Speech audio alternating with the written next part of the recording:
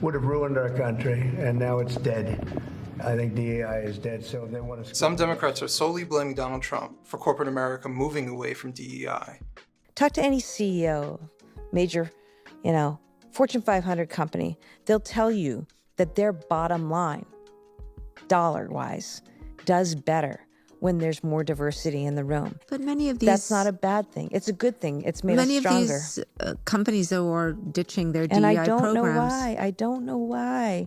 I mean, I think I know why. I think that they feel the threat of Elon Musk. They feel the threat of Donald, which is sort of one and the same. But I think that that's what they're responding to. However, the truth is that corporations have been wanting to move away from DEI for years, and that Trump became a convenient scapegoat for them. The honeymoon phase of DEI ended a long time ago. They just didn't know how to officially separate from it. Just like any relationship that you move too fast with, the emotions of the situation blind you from seeing the true character of your partner, and you over-implement good faith translations of behavior to rationalize an inevitable doomed relationship. The DEI industry has existed for a long time in one form or another, but in reaction to the nationwide high emotions of the moment post the death of George Floyd, corporate America decided to marry DEI initiatives in our nation's moment of grief. Why are we doing this now? We're doing this now because, one, the horrible deaths that occurred just have incited an anger in our teammates and a worry in our teammates. So they obviously wanted them to condemn these actions, but also they want us to do something about it. And the same thing happened in our communities. And as you know, we take it with the healthcare crisis and other thing, we take a community-centric, customer-centric, teammate-centric approach. This is consistent with that. It's how we run the company. But the reason for now is you're seeing that two things come together. One is the long-held issues about opportunity and economic mobility and things that have proved that just have to be solved faster in this country. And on the other side, you see a healthcare crisis that affects those communities in a more adverse way than it's affecting the broader society. And we thought instead of just talking, it's time to put up the money, and we are doubling down on our efforts to help drive success in this area. Prior to 2020, most corporations didn't see the value in the initiatives of DEI and the practicality of fully adopting this shift in corporate culture. It's not to say that corporations didn't want a diverse workforce. It's just that DEI in practice prioritizes diversity as a significant factor in employment instead of a convenient byproduct. Give advice to a friend of mine who asked me the following question this past week, an employer of 20 to 30 people having nothing to do with public policy, truly the classic, widget maker.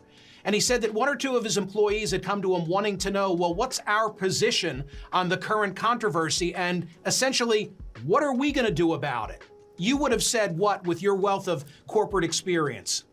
Well, what our position is that we're an American company and we're based on fairness. And so the premise of our business and the premise of the environment that we operate in is fairness. And anyone who doesn't get access to fairness, that's a detriment to our businesses. And we ought to focus on that. And what companies ought to do is they ought to do like what our company does. Our company's tagline is affirmative development. That means that we take aggressive steps to include all aspects of our society in the business opportunities. And we think that the buildings that we build should be built by people reflective of the population demographics of the communities that we build in. Same thing about other businesses. I mean, women and minorities are an essential part of this country, and in many instances are the majority of a population, and women are a majority of this country. And so businesses have an obligation to provide access fairly to these people who have not had them before. And the reality is, every measurable statistic proves that this system is not fair when it comes to providing opportunities for women, and it's not fair when it provides opportunities for African Americans, and it's business's obligation to do something about it. We can't delegate this to politicians. Look what's happened to us already. However, there was always a brewing industry waiting for the moment where this ideological framework could catch corporations on the rebound. As far back as 2015, consulting firm McKinsey & Company published a foundational report called, quote, Diversity Matters, which became the key business case that influenced corporate DEI throughout the 2010s. The first inclination that this sudden marriage to DEI was destined to fail was because full adaptation of DEI by creating another department in a C-suite position as a quote-unquote diversity officer means raising financial demands for something that doesn't make any money. When Facebook was started, there were only two things you could select in terms of gender, right? Everyone had a profile page and you go in and they'd say, are you male or female? It was completely binary.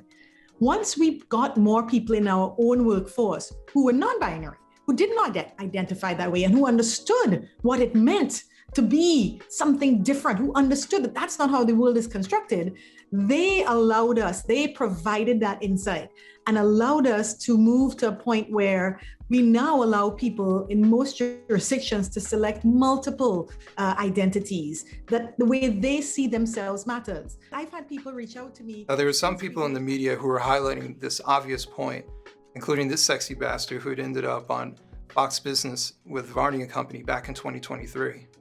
This lack of jobs, or the exit from the industry, so to speak, you think that that's going to continue?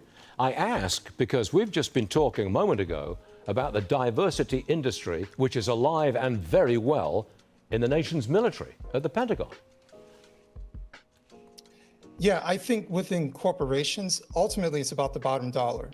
And the reason I personally knew that this was going to be much of a fad within corporate America to some degree, it may not disappear completely, but it's going to drastically reduce itself. The reason being is because DEI doesn't earn any money. And how do you actually rate the performance of diversity, equity, and inclusion? Is it purely based off of the racial makeup of the organization, the gender, so on and so forth? Is that purely it? And what exactly is the cost-benefit analysis of these particular things? And I wanted to highlight within the article that a lot of corporate America presumed that they're doing something wrong when they really had no proof that they're doing anything wrong at all.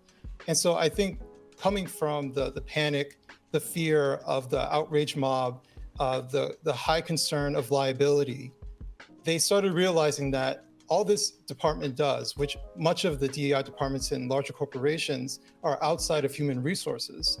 They're just another, another mechanism that siphons money from their budget, and they have no idea what the actual productive measures are for it. What many people don't understand about DEI is that it's not just a couple of added training sessions. It's that in the largest corporations in America, it's a behemoth of a department that radically alters how they operate and what they spend their money on. Investing money on department structure that yields no profits, yet spends money like a gambler, is destined to disappear, especially in an economic downturn like what we're experiencing today. Who even benefits from DEI? Most would presume that Black Americans or some other minority group are the primary beneficiaries of DEI positions in corporate America, but they'd be wrong.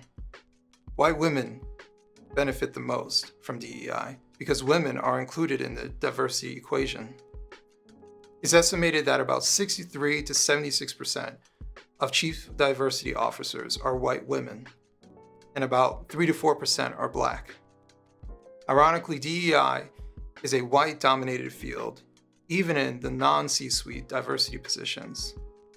The association SHRM put out a 2021 data sheet showing that 61% of DEI professionals were women, and the vast majority were white women. However, the push to blame Donald Trump for DEI falling out of favor ignores the multitude of reasons why corporations fell out of love with it. Post-George Floyd, many corporations saw this as a public relations opportunity, throwing millions of dollars at any organization with Black in its title and letting the world know about their alleged pledges. What they didn't expect was that making their diversity initiatives public brings them more scrutiny, not less. It's generally in the best interest of a company to remain neutral, especially if they provide a product for the public. Now, when you take a stance and announce it, you risk losing a portion of your customer base or attacks from adversaries. Al Sharpton and other activists threatened a boycott against Target for their decision to drop all DEI initiatives and their racial equity program, which they pledged to invest about $2 billion in Black-owned businesses by the end of 2025. Their decision came January 24th, which happened to be 4 days after Trump signed his executive order, demanding the dismantling of DEI in the federal government. However, Trump was the scapegoat in the decision-making. Target has been the target, pun intended, of activists and boycotts for their stance on social issues and product choices. Target, that major U.S. retailer, losing billions of dollars in market value over the last couple of weeks. Well, the reason, backlash over pride-themed clothing aimed at children. We're just days away from the start of June. June is Pride Month for members of the LGBTQ plus community. Fox News correspondent Nate Foy has a look at the fallout. Giant Target lost $10 billion of market value in 10 days as customers push back on the company's Pride line. I feel that they're getting too extreme with this whole woke agenda, and they should need to ease off because you're going to lose a lot of customers. Viral social media posts show Pride products geared towards children, while Target insists its controversial tuck-friendly bathing suit for transgender women is only for adults. The company responded to the backlash, writing in part, quote, "Given these volatile circumstances, we are making adjustments to our plans, including removing items that have been at the center of the most significant confrontational behavior."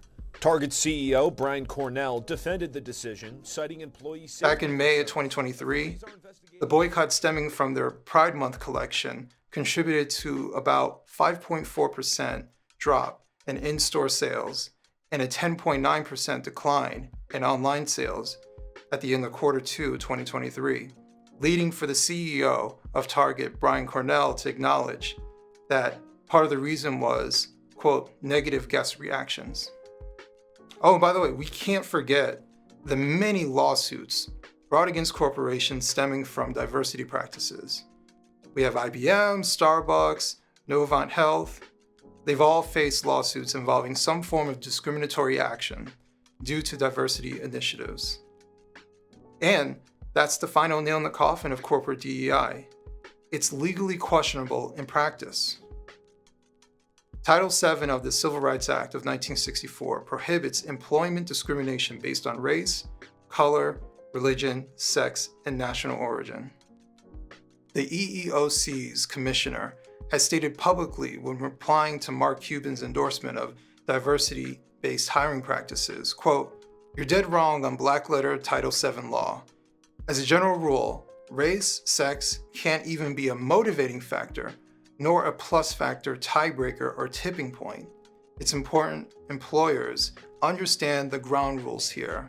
Joining us now to react, Commissioner of the U.S. Equal Opportunity Employment Commission, Andrea Lucas. Andrea, thanks for being with us. Now, Andrea, it was you that responded to Mark Cuban, correct? You on X responded to Mark Cuban and notified him in essence, hey, what you're describing is a violation of the EEOC. That's right. I'm glad to have had the opportunity to clear up some really basic misunderstandings about employment law that I see so many corporate leaders and our cultural elite constantly misunderstand. And those two key points are one, that race and sex can't be part of the equation. If race or sex is any part of your decision, if it motivates it at all, you've violated the law. People seem to think that as long as it's just a tipping point or a soft factor, that's okay. That's not the law. And then second, there's a widespread belief that there's some form of good race discrimination, as long as it benefits certain protected racial groups or particular minority groups, or if it is designed to promote some general interests of diversity and equity or equity. That's also not the law. There's no good race discrimination. Diversity discrimination is still unlawful. Well, that's wonderful to hear. But here's the corporate America's relationship with DEI is coming to an end because the honeymoon phase is over and rationality is coming back to the forefront. There are way too many risks and financial burdens involved with these types of divisive practices to maintain this high maintenance relationship.